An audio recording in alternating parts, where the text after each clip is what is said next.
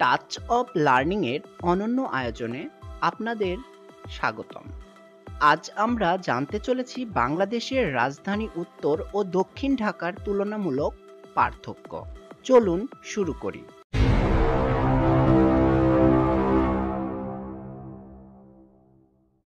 নম্বর ১, শহরের অবস্থান। ঢাকা শহর বাংলাদেশের মূলত মধ্যাংশে হলেও ঢাকা শহর বাংলাদেশের কিছুটা উত্তর পূর্ব দিকে অবস্থিত। উত্তর ঢাকা ঢাকা শহরের উত্তরে এবং দক্ষিণ ঢাকা দক্ষিণে অবস্থিত। তবে প্রাচীন ঢাকা বা স্বাধীনতা পরবর্তী সময়ে দক্ষিণ ঢাকা শহরের প্রাণকেন্দ্র ছিল। অন্যদিকে উত্তর ঢাকা মূলত ঢাকা শহরের পরবর্তী বর্ধিত অংশ নিয়ে গঠিত। নম্বর ২, শহর পরিচালনা।